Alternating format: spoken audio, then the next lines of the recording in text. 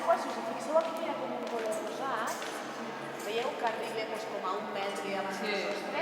L'aigua s'arriba fins aquí, llavors aquests voltes ajudaven a ventilar per no col·lapsar l'espai, això per fer l'aireació. Llavors, l'aigua és la matèria de la seca de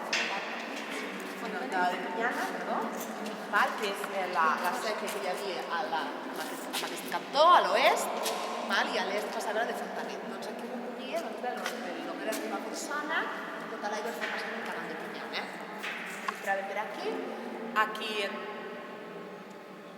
entrava, exacte, i quan es volia fer sortir, no, això és una sortida d'aigua, no, aquí se sortia, sí.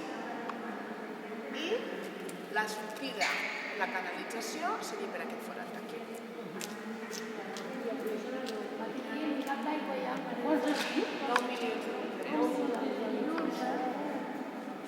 I clar, va haver un canvi important a la ciutat perquè aquesta aigua estava controlada, era neta, no havia patit alteracions de brutícia, etc., perquè era un dels problemes que tenien els països que eren infeccions.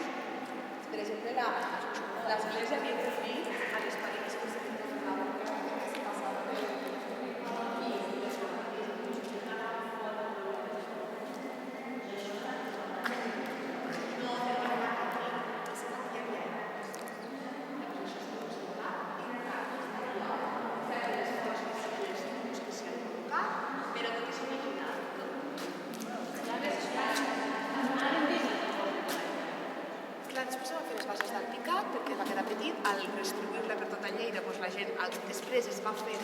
després de les fonts es van passar a les cases, ja a totes les cases, llavors la gent consumeix més aigua, van haver de fer les bases d'alpicat i després de les cisternes a la part del riu, no?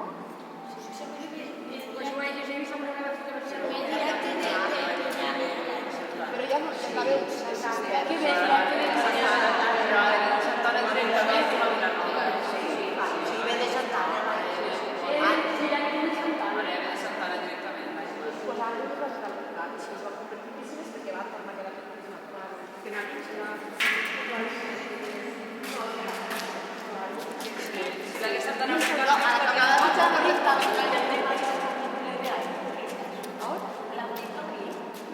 l'auditori hi ha aigua, pot ser igual que aquí, que són aigües subterrànies, que són diferents de circulacions d'aigua, menys que aquí, però és que Lleida, a l'altura de la seva ovella, és una muntanya, ara que no sé, és una muntanya, i ella té vida pròpia, com un pou, allà en camp, i no se sap. Mira, com aquí, sí, No, aquí en contra del riu no està ple de ciutat.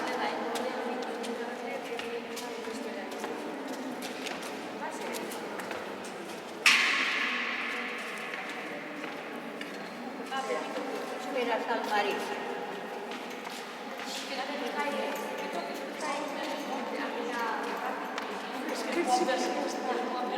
sí, va per Pitó. Que no estava previst. Sí. Després mos filmaràs el cul i no volem. Pel costat. Veus? I ara tiraré les de davant.